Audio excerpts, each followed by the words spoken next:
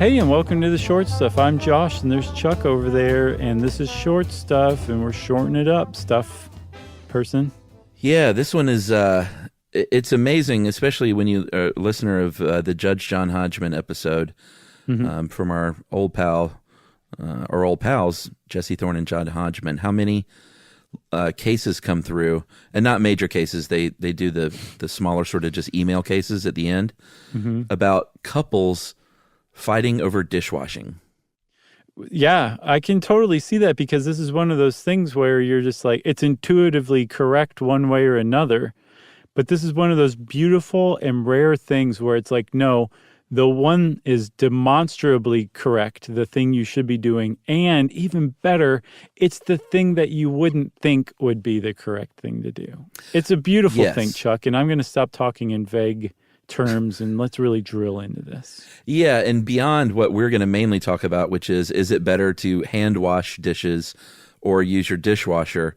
The nitpicky how to load a dishwasher thing is the subject of, it's just sort of one of the most age-old arguments you can have in a marriage, because people come into the marriage or a relationship or partnership with very strong ideas on how to wash dishes. How to load a dishwasher is in dispute? Like, should you hang from the ceiling or lay on the floor? Oh, sure. Like, should you do half of a dishwasher load? Do you load the silverware tines up or tines down, or does it even matter? Tines up, unless you're like some sort of deranged criminal. Is it knives up or knives down? Knives up. Oh, so leave those stabby things just pointing up. Well, if it's an actual knife, you shouldn't be washing those in your dishwasher anyway. But I'm talking about like a dinner knife or a butter knife. Oh, no. What do you mean you shouldn't be washing a steak knife? You don't want to run a good knife through a dishwasher, pal. I don't care what the energy or water savings are. No, why not? This is what I'm talking about. Because it wears them down, and also usually if you have a good knife, you have probably a knife with a good handle on it, and they're not usually made to be run through the dishwasher. They start to crack, or if it's wood, it becomes problematic. Okay. And there's no faster way to dull a knife than to run it through a dishwasher. Is that true? Yeah. What dulls it?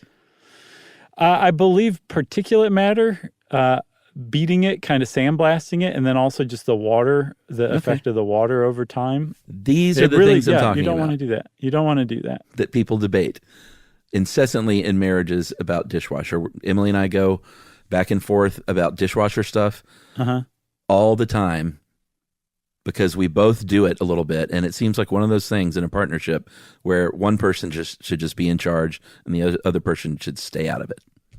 I see. Yeah, there are things like that. You mean I have laundry's one. She's like, I am doing the laundry. Yeah, Emily won't let me do laundry. Yeah, but dishwashing, we've never really had a problem with. Do you both load it? No, we both hand wash. Oh, no, you don't. No, it's true. We both hand wash. Like, I've been researching this, and I noticed some Cascade commercials and was like, is that true?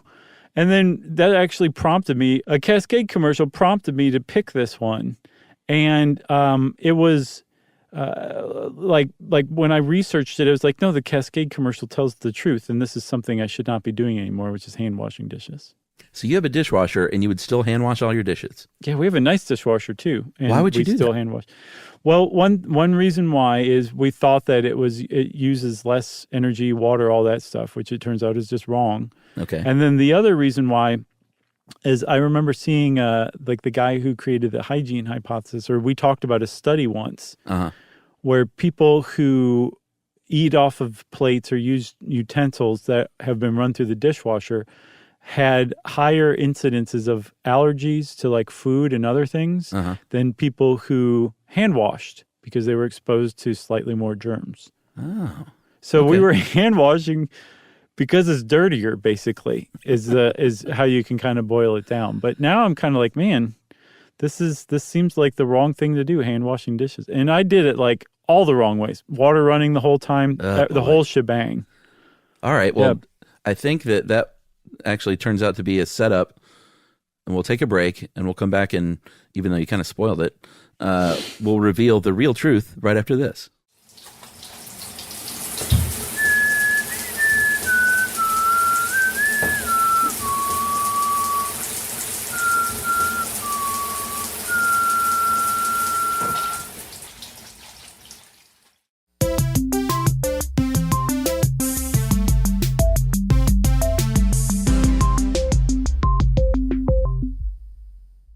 All right, Chuck, reveal the truth. Well, it is a big misconception that using a dishwasher, and they say you should really load that thing full, but I have seen statistics that even doing like more half loads per week is still a lot less water than hand washing dishes.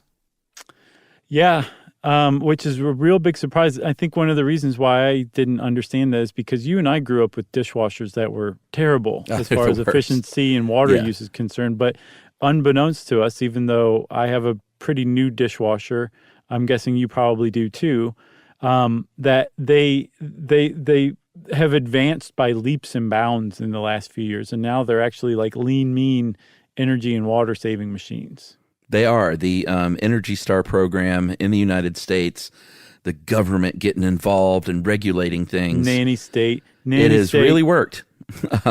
Across the board, the Energy Star program has been a massive success. And a certified Energy Star dishwasher in the U.S. uses less than 4 gallons of water per cycle. Whole thing. The whole thing. And you can go through 4 gallons of water every 2 minutes if you're hand washing. Yeah, they have high efficiency faucets now that typically come in at about 1.5 gallons per minute.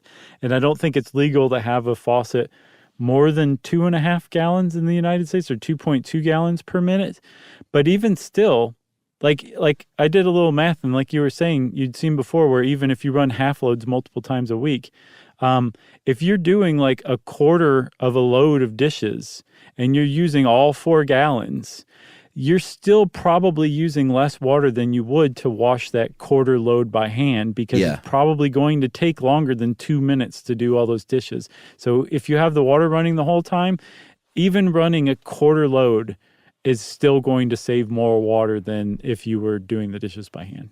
Okay, but hey, you're not using anything on your power bill. You're not burning any coal. Wrong. Or even using any solar to use your hands. Wrong. So it's clearly better to use your hands and not that energy-consuming dishwasher, right? No, because that hot water, thank you for setting me up to look like the smart one here. I appreciate that. Because the hot water that's coming out of your tap comes from your hot water heater.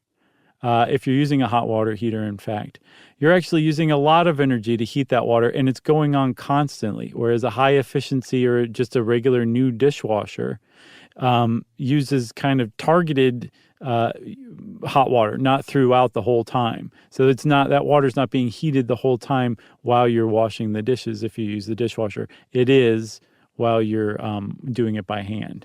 That's right. With an Energy Star dishwasher, you can use that thing 4 times a week, and it will only cost you and run up about $130 worth of energy a year. Not bad. A year. And that's even assuming 11 cents a kilowatt hour, I saw, which is a little less than average. Yeah, so dishwasher efficiency, this is where Emily and I really get into most of our scrapes. It's not tines up or tines down. It is I'm sort of the family packer. I'm the Tetris master. So when I'm packing a car for a trip or packing when we've had to move and stuff like that, she leaves that stuff to me because I'm really good at like making the most efficient use of a space. And I carry that over to the dishwasher. I can Tetris that thing so it's so full, it's like it can barely even hold the amount of stuff on a rack. And it just makes me so happy. Whereas Emily will get in there, she'll use the juicer in the morning and maybe the food processor, that, these things that have large sort of multiple components. And that's it. You got like 2 glasses and then that stuff to run a dishwasher load. And it drives me crazy because then the stuff is stacking up in the sink. And I try to be like, hon, you got to put more stuff in here. And she's like, no, it's better just to run it more. You just got to stay on it.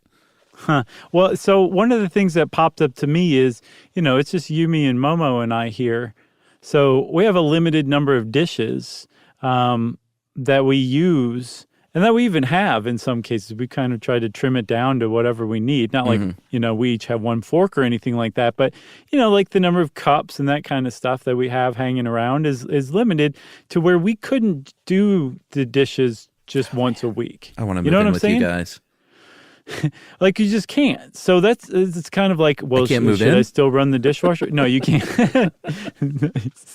Yes, of course you can. You come over anytime you want. That's my dream, dude. If Emily wouldn't think I was crazy, I would assign each family member a cup, a fork, a spoon, a knife, and a plate, and a bowl.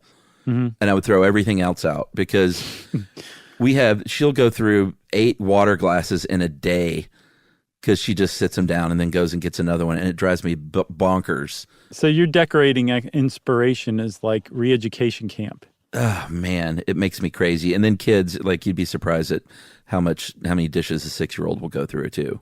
Oh, yeah. No, you totally can, especially if you have a lot of dishes. You go through them a lot more. You know what I'm saying? Yes.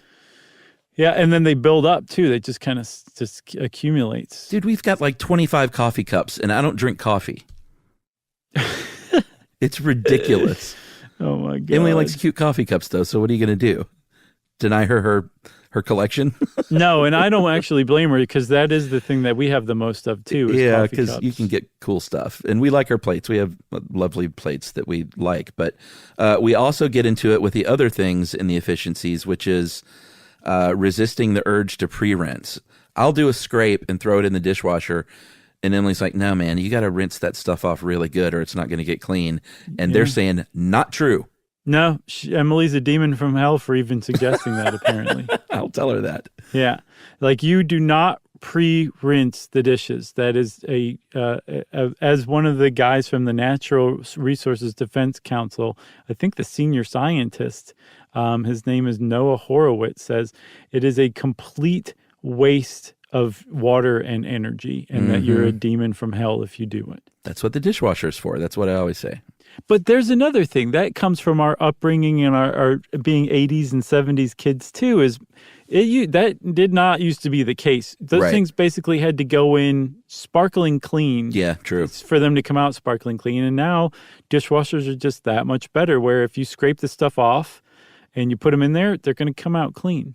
Remember that ad for either dishwashers or dishwashing detergent where they baked and frosted a cake and then put the whole thing with the plate on it into the dishwasher and ran it and it came out clean? I don't remember that one. It's gross. It's almost as bad as that Lysol commercial where the woman uses the raw chicken to wipe her counters down rather than a sponge. Oh, I haven't seen that either. Oh, it's tough to watch. This one was not nearly as bad, but in the same ballpark for sure. Well, they say scrape it, fill it up as good as you can. Don't do the pre-rinse. And then if you can afford to upgrade from that 1990s model that is using way more energy, because it's going to cost you in the long run with your water bill and with your power bill. So if you can scrape together the money to upgrade that to a better, more efficient, newer machine, then do so. Yeah, but it sounds like even those older machines, depending on how many dishes you have to do, are still better. They still save water compared to hand washing. Yeah, and I will admittedly hand wash like really big mixing bowls or salad bowls. I'll hand wash that stuff because, going back to my pet peeve, that takes up 40% of a rack. Right, it does, which is kind of inefficient, and plus also it's satisfying to wash and then dry that off and put it back quickly. Yeah, I kind of like that. You guys are neat like that too. Yeah, I live in chaos. If you have, you should come move in with us. Like I'm telling you, I'm really lobbying. You can. For it. All right. We'll give it a trial run. Okay. So if you don't have a dishwasher and you're like, well, I'd like to save energy and water, you jerks, but I don't have a dishwasher. There are things you can do to save water and energy, and that is if you can manage a 2-tub sink. Yeah. You know what I'm talking about. The one with the divider tub in the middle? Mm-hmm. Split tub. Nice. You want to fill one up with warm soapy water, let the dishes soak in that for a while, and then fill up the other one in clean water and rinse them off in there and just put them up. Don't run that water while you're doing it. That is good enough, and that should do the trick. That's the key. And don't run water while you're standing there brushing your teeth. No, I came up with the biggest waste of water that you can possibly do. It's where you dump ice out. So you're wasting water to begin with. Mm-hmm. And then you run warm water over that to make it melt faster. Oh, no. I've done that before, and I was like, this is the biggest waste of water you could possibly do. You throw that ice in the potted plant. That's a great way to do it. There's a lot of stuff you can do just starting with the ice, but really trying to make it melt faster for zero reason whatsoever. Then it bothers you that there's ice in the sink. That's a funny. big waste of water. I've learned my lesson, everybody. Yeah, okay, well, is that it? Yeah, I think we admitted some things that didn't make us proud of ourselves, but we can all move on now. Yeah. Well, thank you to everyone for listening, and Short Stuff is out. Stuff You Should Know is a production of iHeartRadio. For more podcasts from iHeartRadio, visit the iHeartRadio app, Apple Podcasts, or wherever you listen to your favorite shows.